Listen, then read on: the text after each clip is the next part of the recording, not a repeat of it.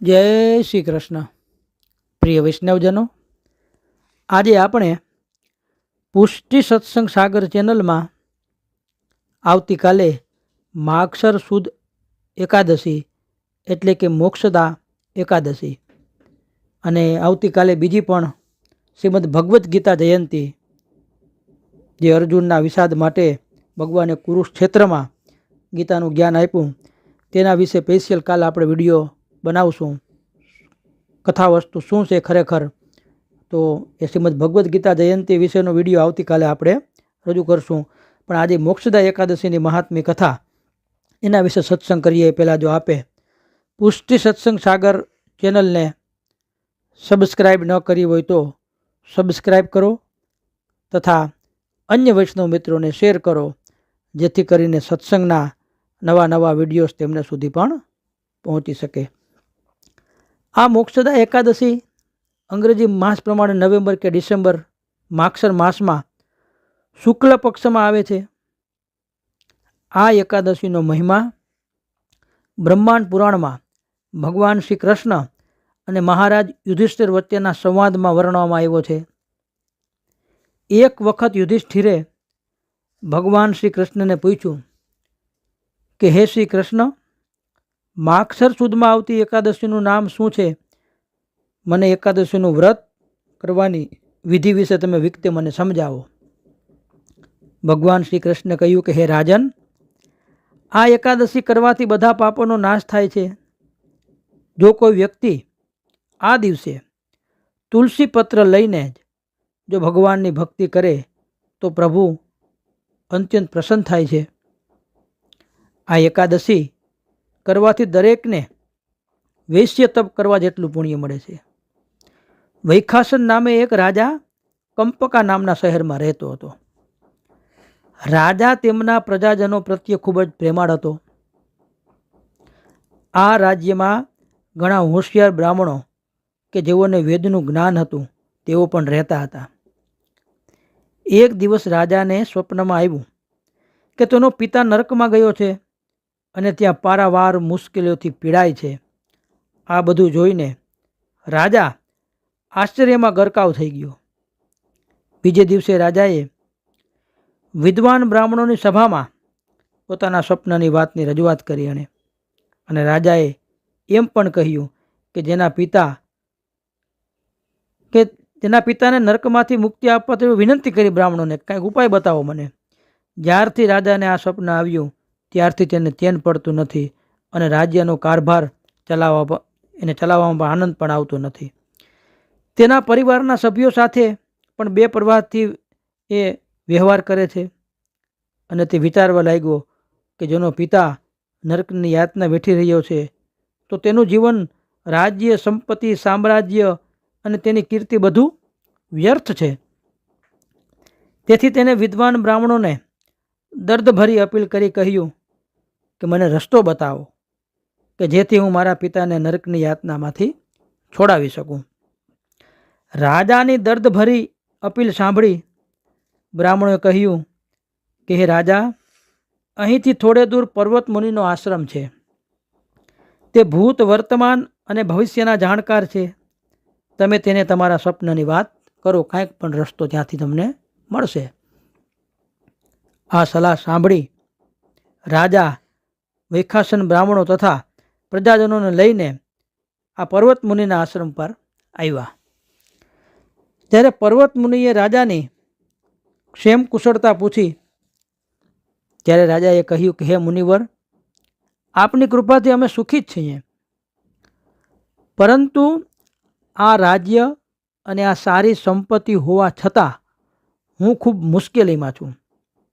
હકીકતમાં મારા મનમાં એક શંકા ઊભી થઈ છે અને તે દૂર કરવા માટે હું આપના ચરણ કમલમાં નમસ્કાર કરું છું.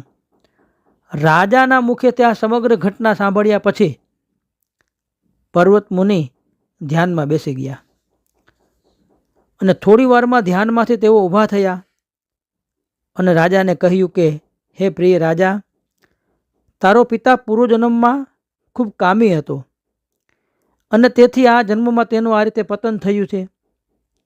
હવે તમારે બધાએ તમારા પિતાની મુક્તિ માટે માગસર માસના શુક્લ પક્ષમાં આવતી એકાદશીનું વ્રત કરવું પડશે અને તારી પાસે ભેગી થયેલી સંપત્તિ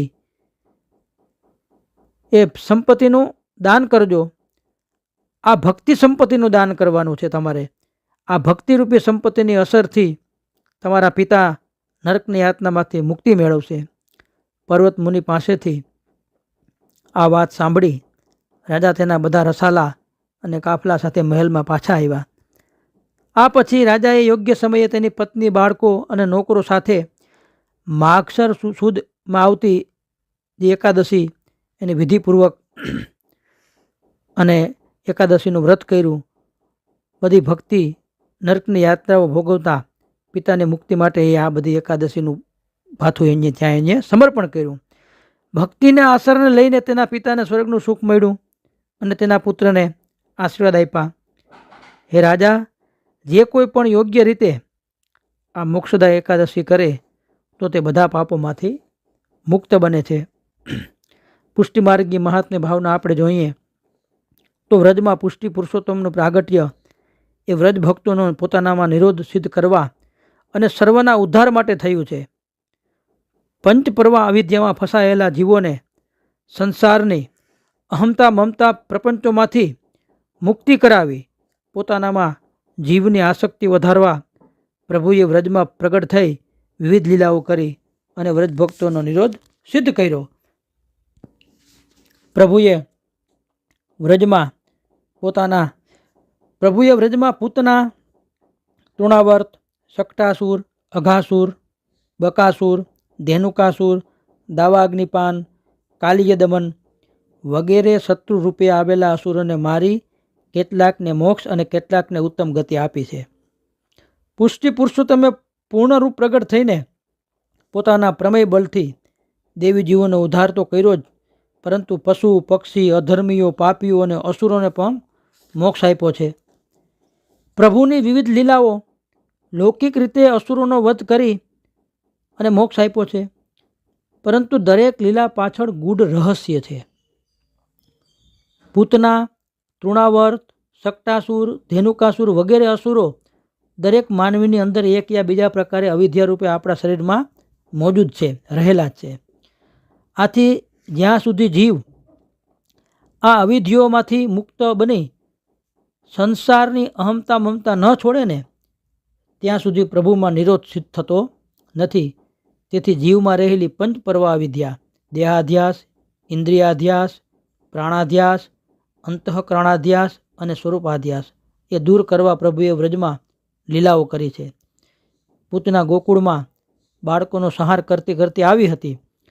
પૂતનાએ પ્રભુને પૈપાન કરાવ્યું ત્યારે તેના પ્રાણ તૂસી તેને ઉત્તમ ગતિ આપી. પ્રભુએ પૂતનાને મોક્ષ આપ્યો તે દિવસ માગસર સુદ એકાદશીનો હતો. આથી માગસર સુદ એકાદશી એ પુષ્ટિમાર્ગમાં મોક્ષના એકાદશી તરીકે પણ ઓળખાય છે. પૂતના જેવી દુષ્ટ ભાવનાવાળી રાક્ષસી અને બીજા અસુરોને આકરી શિક્ષા અને દંડ કરવા પ્રભુ સમર્થ હોવા છતાં તેમણે ઉત્તમ ગતિ અને મોક્ષ આપ્યો છે. કારણ કે સૌનો ઉદ્ધાર કરવાની ઈચ્છાથી જ પ્રભુનો પ્રાદુર્ભાવ થયો છે.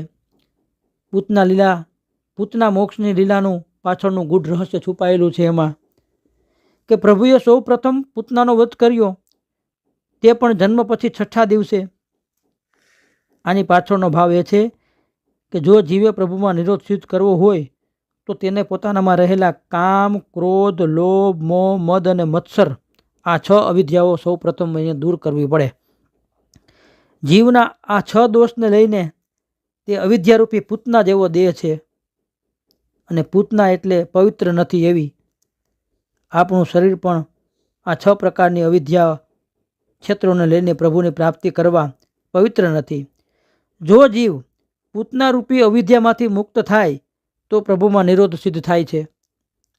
આમ પ્રભુનું પ્રાગટ્ય અને અનેક લીલાઓના દેવી જીવો અને માનવ જાતિ માટે આશીર્વાદરૂપ છે. આમ મોક્ષદા એકાદશીનું પુષ્ટિમાર્ગી વૈષ્ણવો માટે ખૂબ જ મહત્વ છે.